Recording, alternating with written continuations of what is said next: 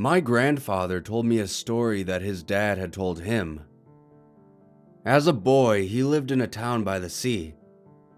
He didn't say where or what manner of town it was, but I always pictured it as a typical country village with quaint houses and cobbled streets. The locals had a rule that they would impose on themselves visitors, though this was no tourist village, mind you. They didn't get many that stayed past sundown, and newcomers. The rule was, you weren't allowed to talk outside after sunset.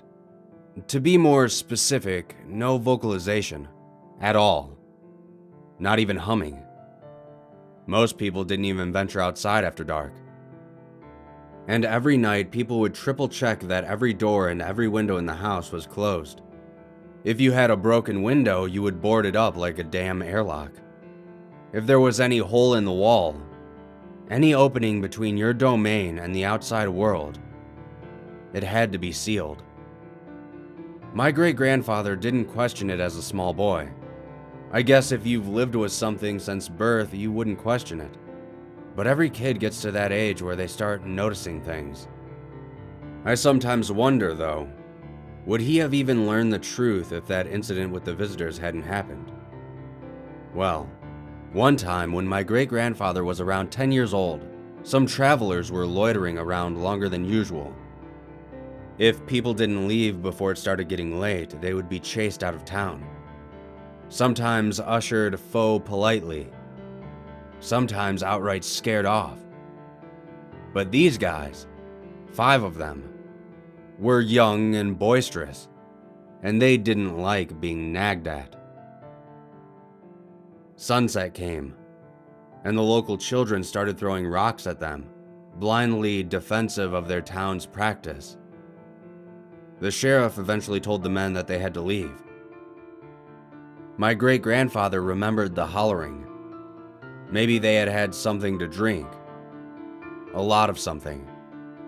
But they wanted to know exactly why they weren't welcome. Do you got a problem with us? Who do you bumpkins think you are? So on and so forth. Eventually, the small police force had to physically drag them to the edge of town, past my great-grandfather's house at the very end of the cobbled street, where he and his little sister watched from their bedroom window.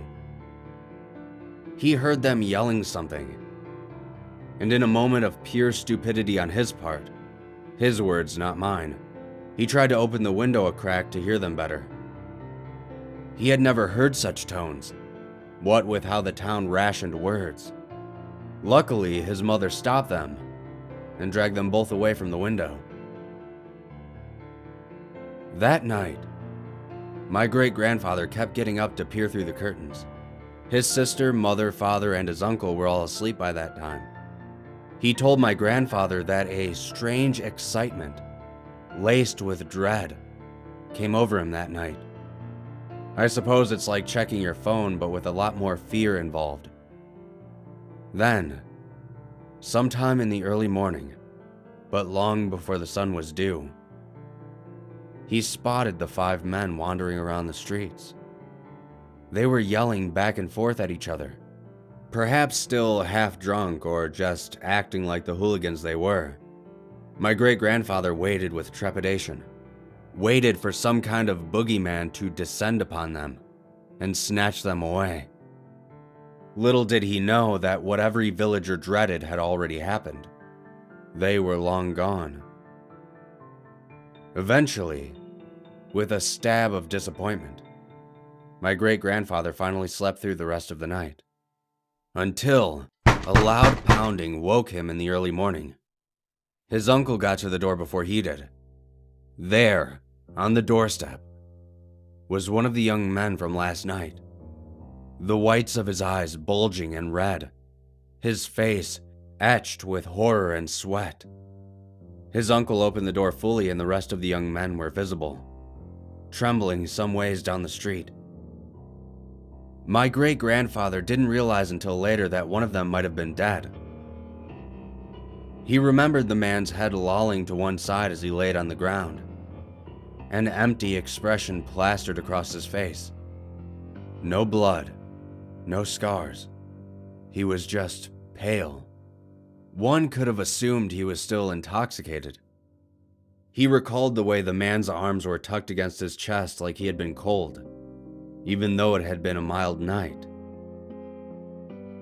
That was the day his family inexplicably packed up and left, while the sheriff was busy dealing with a limp figure on the street surrounded by his friends. My great-grandfather's family barely took anything. The 5 family members simply departed in the early hours and went as far as they could. It happened so quickly, my great-grandfather couldn't muster up any protest. But he did keep asking why. It wasn't until they had settled in the next town over, quite a ways away, that the adults finally came clean. We couldn't leave without someone taking our place, they said. And he could tell by the looks on his parents' faces that they were sickened with guilt. But they simply couldn't pass up the chance to escape. Only his uncle remained stony-faced to tell the tale. He didn't coddle him and his sister, and the parents couldn't stop him this time.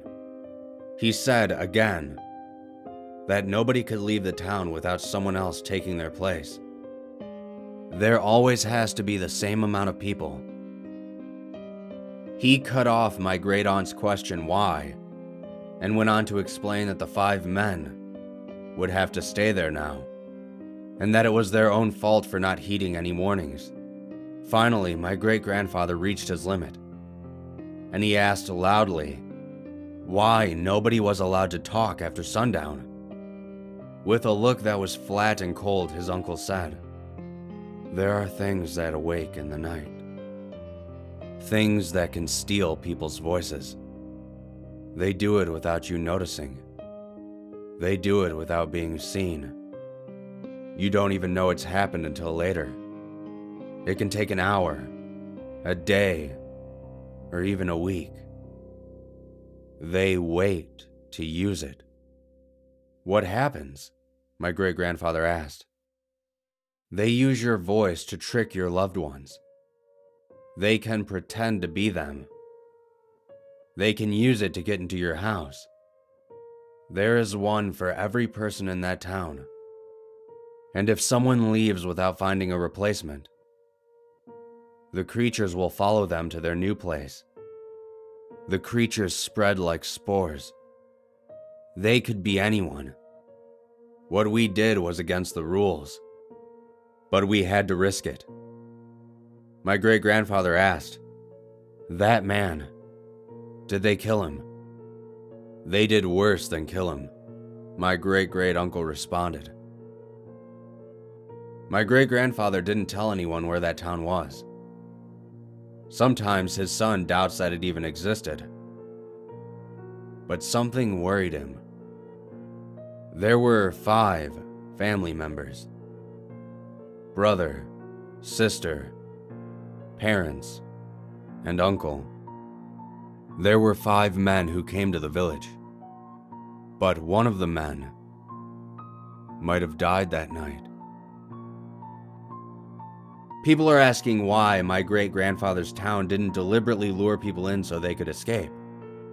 According to his uncle, they could be anyone at any time. I'm guessing they could pretend to be your family member who is escaping alongside you. The townspeople didn't want to risk even one of those things getting out.